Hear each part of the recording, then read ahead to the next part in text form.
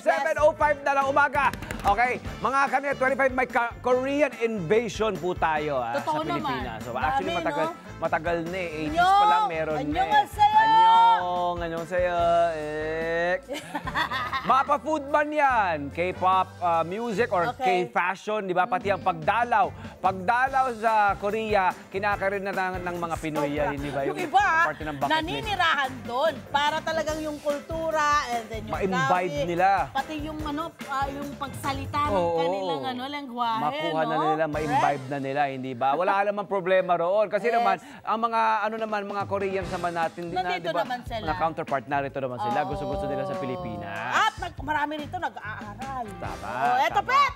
Naku, talaga namang true naman yung sinasabi mo. Kaya nga po, di ba, kabi-kabila yung mga samgyup restos dito sa mga atin. Meron nga dito sa atin, marami ito eh. Matagal na rin yan. Actually, bata pa tayo, may yung mga legit noon naman ng 80s. Hanggang sa Zambales, Olonga po meron mga samgyupsal na restaurants. Tsaka hindi yung ba? mga spas, no? Na inspired by Koreans. Yes, marami na tayo na feature na ganyan, di ba? Ang dami natin ganyan. Oo. Pero sa mga naghahanap po ng bagong lasa, eto na! Try din naman natin ang ilang umuuso na food business. Like, hindi lang Korean. Mexican food. Mexican food, yum. tama.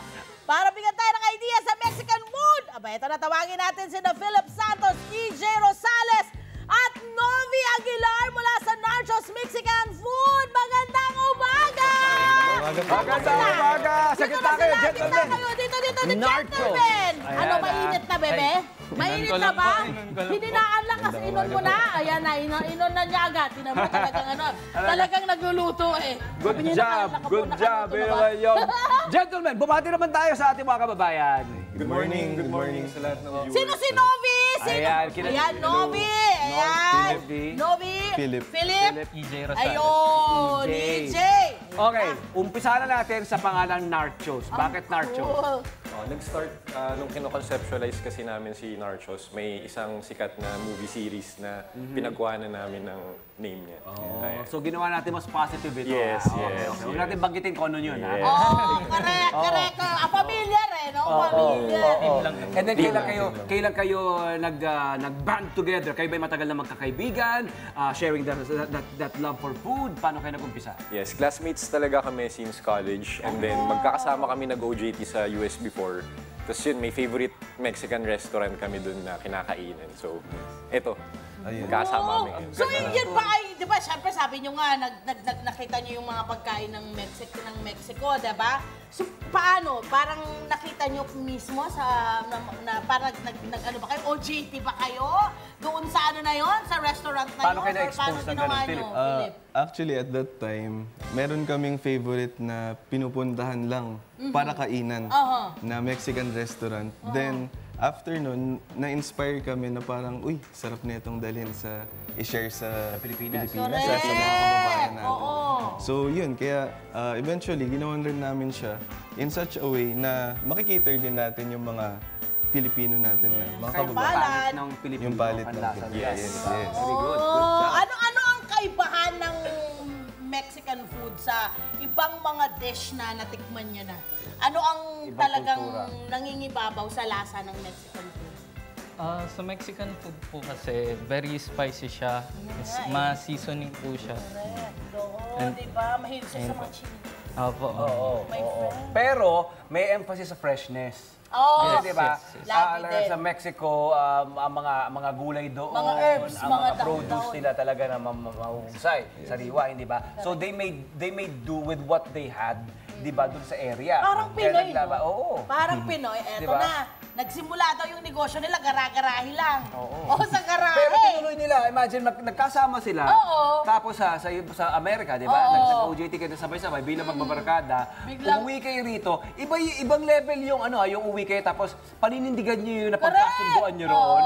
Di ba? At committed kayo sa Pilipino. Tinuto nyo na agad, tiniretso na agad. Hindi kayo nag-lull moment. Kasi mahirap yun eh. Minsan pag sige, next month, may gano'n, di ba? Wala kayo gano'n eh. Nakaka-relate ako kasi may mabarkada ako. Oy, okay to ng produkto. Magnegosyo tayo. Sige, usap tayo next week. Nag-next week na, Nag-next week ba? kayo? Uy, tawagan tayo ha, kasi busy lang tayo. Oo, diba? Kayo, may ganun ba kayo? Or diretso na agad pagkabalik galing ng Amerika? Actually, kami 2014 kami nag-OJT. And then, 2021 lang natin siya na-start. So, yung years na yun, nag-aral kami, Nag-due nag-work kami. diligence, diba? Yung Yes, due yes, diligence yes. naman. Siyempre, nag-research, Inexperto ang mga sarili pagdating sa gusto nila ng negosyo. Yun ang tama, Tama, due diligence muna. Kapag meron kayo negosyo, papasukin, di ba? Diba? Mag-aral. Iba naman, Pet, yung parang next year na nang wala kang ginagawa. Ouch! Hello! Christine Kua! Hello, Christine Kua! Hello, Jen! Ano na? This morning! Ay, tuturuan nila tayo. Excited kami rito. Paano gumawa ng beef and pork tacos, right? Ito, napaka-generous sila mga partner at mga kababayan sa mga nakikinig sa atin sa Radyo Agila. Napaka-generous kasi tuturuan nila tayo kung paano nga ba maging, katulad nila, yung gusto ng start-up, di ba? Gusto magkaroon ng negosyo. That's so generous of you. Malayo mararating. Maraming salamat for sharing. Salamat. Ito na! Umpisa na natin. Excited na kami kumain eh. Okay na ako dito. May kahon na eh. Okay na ako rito. Ito na, paano ang ating gagawin dito? Dito naman tayo sa kusina. Kusina? Dami ko kusina, kapatid. Dito na tayo. Ayan na! So ito ay meron tayo. Uy, meron sila mga Ihandaan mga notepad ha. Meron po tayong Ano meron? Anong lulutuin muna and natin? pork. Oo nga, ano Today nga po, we'll lulutuin? cook beef and pork tacos. Beef and pork tacos. Okay. Anong kailangan natin dito? So, firstly po, yung meats natin. Meat. Actually, nag-pre-cook na po kami ng meats. Anong klase meat ang dala natin? We have beef and pork po. Okay. Anong Gamit parte yan po ng namin ng ng beef is short plate. Okay. So, nasa may belly part siya. Yeah. Ito rin po yung ginagamit for mga samgyupsal. Kasi Mga thin cuts of magandang meat. ratio ng fat. Nag-sizzle agad. Yeah. Kasi ginawa niya pong number 10 kanina. Pagpasok niya eh. Pagpasok. Ba't gano'n naka-zero pa? Pasimple lang po. Inikot na Alam na agad. niya. Ito ba ay inihaw niyo? Yes po. Flat top griddle po siya. Oo. So, Smoke pa sa smoky tinotoast taste, po no? namin para Okay, sa sa flavor mga po. nanonood, maaari nyo gawin ito sa bahay, no? Ang ginawa mo, meron kayong karne, beef or pork, pwede rin chicken, di ba? Siyempre, kung chicken ang available sa bahay, sa kusina. And then, grilled, may grilling lang na ganap. Marinate muna natin siya sa mga herbs and spices natin. And then for mga 4 hours minimum. And then pwede na natin siya. Or simpleng rub lang, salt and pepper lang. Depende Dry sa rub, panlasa pwede nila. rin po. Gusto nila, okay? Pwede rin po. Galing. And then, Ayan ayun na. po, pag cook na yung meat, mainit na, i-set aside po muna natin. Tatabi mo na. And then, dito na Usog po natin ang to. ating, Para makita. Ayan. ito na po ang Sarap ating papakit. mga Bango! tortilla. Bango ng amoy! Good. So, ito po ang heart ng soft tacos is ang tortilla natin. Okay. So, Yung soft tacos nyo, kahit sarili nyo rin gawa? Or meron na kayong supplier nyo yan? For now po, may supplier po kami. Okay. Pero syempre, ang dream po ng isang nagtatapos ay sarili mo ang lahat ng tortilla. Tama. So eventually gagawa kayo from scratch. It's okay. You're helping mga bakers naman natin. Ha? Ayan, Totoo okay. naman yan. and then, ayan. ila-lightly toast lang po natin. And ginagawa po namin sa oil ng ating meats. Doon po natin tinotoast ang Correct. tacos. So, nandun yung aroma. Para yung flavor niya po mapunta sa tortilla natin. Correct. Pwede ba dapat mas maraming aroma? Lumabas. Kaya na ba niya eh? Uy, ito na nga. 2021 daw, nung tinayo nila yung negosyo, actually sinabi na nila sa atin kanina, syempre kasagsagan ng pandemic yun eh. Wala kayong takot na. Ba't hindi kayo natakot? Nakakatakot na po nung panahon na yun. Kailangan nating mas tatagan, lalo na magkakasama kami. Kailangan naming mas tibayan yung namin, yung gusto namin. So paano kayo mangyari. nakikita? Paano kayo nag-meet? Paano kayo nagsasama-sama? So, Kasi, Walang uwian. Ay, hindi. Philip, ano ginawa niyo? Nag-lock-in ba kayo? Hindi. Nag-meet kami para dun sa, kumbaga, research and development netong Nung food products. nyo. Yes. Tapos after nun, nag-decide na kami na parang, okay, sige, ituloy na natin siya. Ito yung commitment natin na pumunta dito, kahit na hindi kami magkakalapit rin talaga ng Talaga pinuntahan. magkakalayo kayo ng bahay? Medyo. Oh, wow. Eh, ba't hindi lang kayo ng isang bahay tumira? Pakialam sa buhay-buhay. Parang pakialamera ka. Actually, Pakialamera alis ka, naman ha? Ganun. Eventually, Kasi naging diba? ganun din naman. Oh, tinan mo! Sabi niya kasi, pahihirapan yung yung sarili ninyo, diba? Oh. Tapos eventually, Amo, magiging- meeting tayo, magkita tayo, magde-decide kayo. Imagine niyo magpagkikita-kita pa lang, kakain na ng oras. Opo. Buti walang mga lugar sa inyo na hindi pwedeng lumabas. Nagkaroon tayo ng ganong time na nagla-lockdown talaga siya. So, maswerte lang din kami na yung kapitbahay namin, actually katabing bahay namin, na bakante siya. Tapos nag-rent kami doon and then doon na namin napag-decide na dito na. There you go. Tsaka pag magkakasama, wala nang bawian kasi yun. Di ba? Yes, yes. Ito na, bukas na ha. Laban Wala na to, Di ba? laban na, Laban laban na. na, Kasi laban na. once nakatulog, minsan nagbabago pa. Huwag mo na pre. Mga ganon, di ba? May ganon. Oh, at least, ginawa na lang na paraan. Okay. Paano siya? Kasi di ba ang Pinoy, minsan pag may mga bagong taste, parang minsan na-off sila eh. Oh, lola ko ganyan. Di ba? Yung kung ano yung nakamiss na nangingilala, doon lang siya. oo. Tapos biglang, oo. Oh, paano nyo parang nilapit sa Panlasa taste ng bud Pinoy. ng Pinoy? May ganun ba kayong twist na ginawa or gusto nyo talaga yung authentic na parang kung ano yung natikman ninyo sa Amerika? Yan po. Ang pinaka-concept po kasi namin na ginawa dito sa Nachos is Mexican and Filipino fusion. Oh, my fusion. So, ang aim namin is to To merge to in- yung yes, panlasa ng ang Pinoy sa Mexican Mexican. ng Filipino with traditional dishes and street food din ng Philippines. Okay, anong part ng pagkaing Pilipino o panlasang Pilipino ang Ang pinasok? pinasok nyo. So, sa ngayon, we have 15 meats sa menu natin. Nandun po ang mga favorites natin ng mga Pinoy chicken barbecue, Yun. mga bacolod inasal, Yun. bagnet. Magnet, adobo. Wala po po. Wala Dapat pa. meron. Sisig po. Hanapin meron. sisig. Sinigang, ganyan. Wala pa po, Sinigang, wala mechado. Coming soon pa po. Ano naman? Kami so yung adobo Burritos kailangan na pala para gusto mo. suggest. Kailangan Burritos na adobo. pala yung gusto ko. Okay, natapos na to ha. Ayun na! Nilagay na po natin. Dinaan mo sa kwento eh. Once it's lightly toasted na po, ayan. Oh, yan, ayan ha. Lalagay Ayun na, na. di ba, Lagyan mga na po kababayan? natin ang Sa ating mga meats. nakikinig sa Radyo Agila, nagpe-plate na po tayo, plating na po tayo. Pinapakita nila kung paano ba mag-assemble at magbuo ng beef and pork taco. Oo, nilalagay na po doon sa pambalot. Pambalot talaga. Pambalot. Yung ating ano, Taco. yung ating Soft taco. soft taco, yung ating mga karne, yung beef and pork. Ayan. Okay na po, okay na po. Ay, hindi. Ay, hindi Hindi pa. pa, besh. Lalagyan pa niya ng mga herbs May salsa, yan. may salsa pa. Ayan, Ito, salsa. Mexican to, salsa.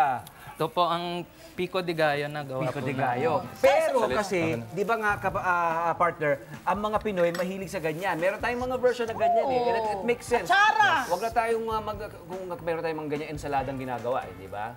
Oh. Pico de gallo. So ito po ang magbabalance ng flavors ng meats natin. At Uy, next time kaya lang no, seasonal yung pako eh. Oo rin, oo naman. so ito Pwede pala talaga is yun. for sale din po to Okay. sa online orderings namin.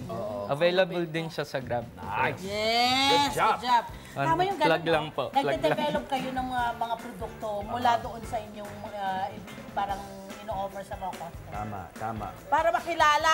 Tapos pag natikman nila yung taste na to, uy, sa Nachos to ah. Diba? Alam niyo yan. Alam ko yung ginagawa niyo eh. Partner niyo kami. Natin yun. Alam namin yung ginagawa niyo. Ayan na! Kaya na namin yan. Nilalagay na po yung salsa. Kaya na namin yan. Okay, pagkatapos, ano yung dadagdag mo dyan? PJ, ano yan? Gagarnish lang po natin ng cilantro Okay, cilantro. for Or freshness wansoy, din po. or coriander. Or wansoy, yes. Wansoy. Okay. Or coriander. Oo. Alam niyo, huwag yung mamalitin ng coriander, ang wansoy ha. Kasi kapag tag-ulan, napakamahal niyan. Pero kapag yan ay in season, tapos hindi naman tag-ulan, kaya niyo bumili ng isang kilo niyan, ganito karami yan. Correct. Oo. Dahil sa gaang. Yes. Dahil sa gaang. Ang dami ng gamit ng Lalagyan wansoy po eh, natin no? ng- Oo naman. Wow! Ang taray naman doon. Isip ko na pinagkagawa mo, EJ. Ano yan? Ganto! Ayan na. Oh, negosyo ideas or pambaon idea or snack idea sa bahay, pwede. Pwede po Good ito. job, Good Jeffrey. job, partner. Good job, gentlemen. So ito ang kanilang in-offer. Halika kayo dito. Ito naman, magkano itong mga ito dito? Pag nilagay na sa box yung malaki. Wow! Ha! Ang dami! So anong mga produkto yung nandito? Ano natin, friend, ikaw na magturo sa kanila. Anong tawag Ito, anong tawag ito, bro? Ito po, ito yung bagnet tacos namin. Yun eh. Ito naman po, yung pork tacos namin. Okay. Beef tacos. Meron po tayong shrimp. Okay. Meron din po tayo ditong chicken barbecue and chicken inasal po. Chicken barbecue, chicken... So ito po, 30 pieces of tacos po for $9.99 po. 999. Opo. Oo, pero good for marami na yan. 1, 2, 3, 4, Barkada, 5, 6, 7, 8, pamilya. 30. Opo. 30 pieces. Opo. Diba? Tapos pwede po kayo mag-mix and match rin ng 30. mga flavors. Minus 1, di 29 na lang. Opo. Try nyo rin po yung salsa namin. May style ka rin eh. Ako naghahawak ng karton. Ikaw talaga Ako yung naman po tagakain. Hindi, maghahawak. okay lang. Tapos, ano tong mga to? Itong mga sauce na Ito meron po, dito. Ano na yan? meron po tayo dito, salsa verde and salsa roja. So yung salsa roja po natin, yun po yung spicy natin. Okay. And yung salsa verde naman po, yun po yung mild. Try nyo po. Ayan. sinubukan ko Okay. na doon. But of course, bukod po sa kanilang soft tacos, anong meron kayo dito yung nasa kanan naman, my friend? Ito naman po ang aming pizzadilla. Yeah. So, siya po ay pork and beef po siya ngayon. So, ito po. Pwede May rin po sauce siya- din yan? Wala? Opo, pwede rin po siyang i-mix and match. And available naman po siya for 150 pesos naman. Wow, pakapala! No, saan? Alam niyo na, yun ang kasunod! Saan to pwedeng makuha at ma-order? Go Okay. for it! Sino magsasabi? Go! Go na, Philip! Okay, so pwede niyo po kaming makita sa Facebook and Instagram at Narchos Tacos. Then available rin po kami sa GrabFood for long distance delivery and Akala ko long distance relationship. mahirap po yun, Long mahirap distance po yun. relationship. Mahirapan po kayo ngayon dahil nag-uumpisa yung kanilang business. Go for it! Saan? Opo, at saka meron po kami recently sa Malingap Street. So, Dito lang? opo, so Sagol Food Park po, na may bago po kaming pwesto doon. Dalawin niyo po kami doon, tikman po Ang natin. dami ng branches! Ano bang balak niyo? 100 branches nationwide? Ganyan? Bakit po hindi? Sana po. So, salamat po. Ayan. Okay, but of course, hindi lang sila ang merong babaon sa atin. I know. Eto na, dahil meron, wala naman sa Mr. Donut! Para salamat po po. sa inyo. Baka maling nyo, kung partner kayo ng Mr. Donut ng may tacos. Ayan, Why mula kami not? Mr. Donut. Ayan na. Thank you! Yun yung kanilang premium na raisin Oo. bread, di ba? Na zero trans fat. Ayan, yung cream bread nila. Thank you, Ayan, Mr. Ayan. Pwede ito sa beef nila. Tama, pwede naman. Di ba? Possibility. Yes! Thank you, Mr. Donut. Thank you, Mr. Donut! Kayo na! Mga kanya 25! Boys, thank you. Gentlemen. Good job! Salamat po. Sana'y dumami pa ng dumami ang inyong mga branches. Sana, thank you po. Feeling ko alam na nila kung ano yung ano nila. No? Nakikita nila yung goal nila eh. Oo. Ikaw rin, ang dami mo nang nag-goal eh. Parang gusto mong kunin lahat yung 30 eh. Nachos Mexican Food, try nyo na po ngayong umaga. Maraming salamat at dahil sa tacos at quesadilla nila. Feeling ko tuloy. Ako si Talia. Wow! Damn it! Grabe yung bewang nun. Parang 11 lang yung bewang. Siyempre, pero ito na, my friend. Ito ang hindi biro. Sa ating bababalik dahil